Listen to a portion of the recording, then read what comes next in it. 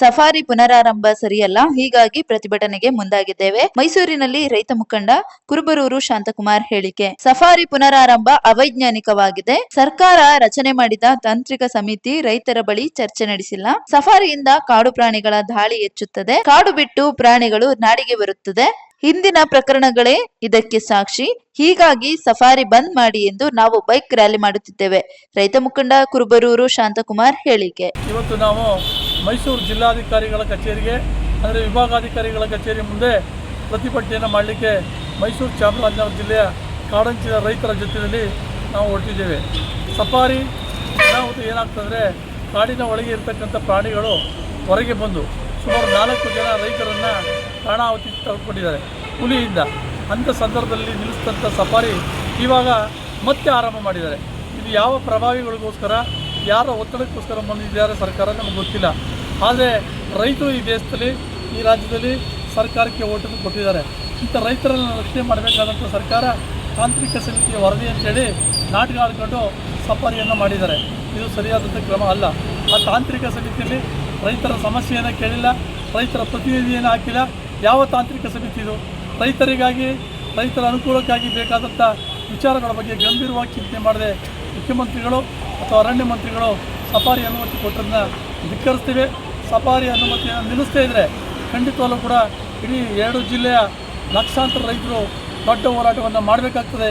ಇವತ್ತು ಸಾಂಕೇತಿಕವಾಗಿ ಜಿಲ್ಲಾಧಿಕಾರಿಗಳ ಕಚೇರಿ ಮುಂದೆ ಮೈಸೂರು ಚಾಮರಾಜನಗರ ಜಿಲ್ಲಾಧಿಕಾರಿಗಳು ವಿಭಾಗಾಧಿಕಾರಿಗಳ ಸಮ್ಮುಖದಲ್ಲಿ ಬರ್ತೀವಿ ಅಂತ ಹೇಳಿದ್ದಾರೆ. ಅಲ್ಲಿ ಏನು ಚರ್ಚೆ ಆಗ್ತದೆ ನೋಡ್ತೀವಿ. ನಮ್ಮ ಸಮಸ್ಯೆ ಬಗೆಹರಿದಿದ್ದರೆ ಹೋರಾಟವನ್ನು ಮತ್ತಷ್ಟು ತೀವ್ರಗೊಳಿಸ್ತೀವಿ. ಇದು ರಾಜ್ಯವ್ಯಾಪಿ ಹೋರಾಟ ಆಗ್ತದೆ ಅನ್ನುವಂಥ ಎಚ್ಚರಿಕೆ ಕೊಡಲಿಕ್ಕೆ ನಾನು ಬಯಸ್ತೇನೆ. ಮಂಗಳೂರು, ಹಾಸನ, ಧಾರವಾಡ ಸುತ್ತಮುತ್ತಲ ಕಾಡುಗಳಿರ್ತಕ್ಕಂಥ ಪ್ರದೇಶದಲ್ಲಿ ರೈತರಿಗೆ ಆನೆಗಳ ಹಾವಳಿ, ವನ್ಯ ಮೃಗಗಳ ಹಾವಳಿ ಜಾಸ್ತಿಯಾಗಿ ಸಮಸ್ಯೆಯನ್ನು ಎದುರಿಸ್ತಾ ಇದ್ದಾರೆ. ಎಲ್ಲದಕ್ಕೂ ಸೂಕ್ತವಾದಂಥ ಪರಿಹಾರವನ್ನು ಕಲ್ಪಿಸ್ತಾ ಇದ್ದರೆ ಹೋರಾಟವನ್ನು ರಾಜ್ಯವ್ಯಾಪಿ ತೀವ್ರಗೊಳಿಸ್ತೀವಿ ಅನ್ನೋದು ಎಚ್ಚರಿಕೆಯನ್ನು ಕೊಡಲಿಕ್ಕೆ ಬಯಸ್ತೀವಿ. ಮಿನಿಸ್ಟ್ರುಗಳಿಗೆ ಏನಾದರೂ ಜ್ಞಾನ ಇದ್ದರೆ, ಬುದ್ಧಿವಂತಿಕೆ ಇದ್ದರೆ ಮಾತಾಡ್ತಿದ್ರಾ? ತಜ್ಞರು ಯಾರು? ತಜ್ಞರ ಸಮಸ್ಯೆ ಇದೆ. ಈ ಸಫಾರಿ ನಿಲ್ಲಿಸಿದಾಗ ಸಮಸ್ಯೆ ಯಾರಿಂದ ಬಂದಿತ್ತು? ರೈತ ಸಮುದಾಯದಿಂದ ಬಂದಿತ್ತು ಸಮಸ್ಯೆ.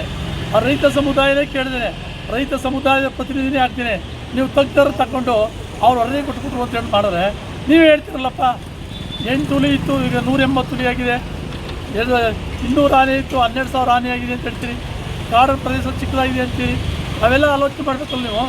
ಕಾಡು ಚಿಕ್ಕದಾಗಿರುವಾಗ, ಪ್ರಾಣಿಗಳ ಸಂಖ್ಯೆ ಜಾಸ್ತಿ ಇರುವಾಗ ಅವರು ಸ್ವೇಚ್ಛಾಚಾರವಾಗಿ ತಿರುಗಾಡ್ಬೇಕಾರೆ ಪ್ರಾಣಿಗಳಿಗೆ ಜನ ಎಲ್ಲ ಬಿಟ್ಕೊಂಡು ಸಫಾರಿ ಮಾಡ್ಕೊಂಡು ಅದ್ರ ಗದ್ದಲ ಮಾಡ್ಕೊಂಡು ಹೊರಗಡೆ ಬಂದು ಜನ ತಿನ್ನಲಿ ಅಂತ ಸರ್ಕಾರ ಯೋಚನೆ ಮಾಡ್ತಾಯಿದ್ದೀರಾ?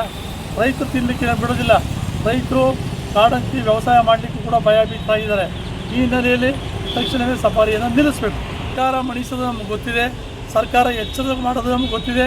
ರೈತರು, ಇಡೀ ದೇಶದಲ್ಲಿ ರೈತರು ದೇಶದ ಜನರಿಗೆ ಅನ್ನವನ್ನು ಬೆಳೆಕೊಡುವಂಥ ರೈತ. 145 ಕೋಟಿ ಜನರಿಗೆ ಆಹಾರವನ್ನು ಬೆಳೆಕೊಡ್ತೀವಿ. ಈ ಆಹಾರ ಬೆಳಿಬೇಕಾದ್ರೆ ಈ ರೀತಿ ಸಮಸ್ಯೆ ಎಲ್ಲ ಉಂಟು ಮಾಡಿದಾಗ ಸುಮ್ಮನೆ ಇರಲಿಕ್ಕೆ ಸಾಧ್ಯ ಇಲ್ಲ. ಆ ದಿಕ್ಕಲ್ಲಿ ರೈತರನ್ನು ಸಂಘಟನೆ ಮಾಡಿ ಕಾಡಂಚಿನ ರೈತರ ಜೊತೆಗೂಡಿ ಭಾರಿ ಹೋರಾಟವನ್ನು ರೂಪಿಸ್ತೀವಿ ಅನ್ನುವಂಥ ಎಚ್ಚರಿಕೆ ಕೊಡ್ತಾ ಇದ್ದೀವಿ. Thank you.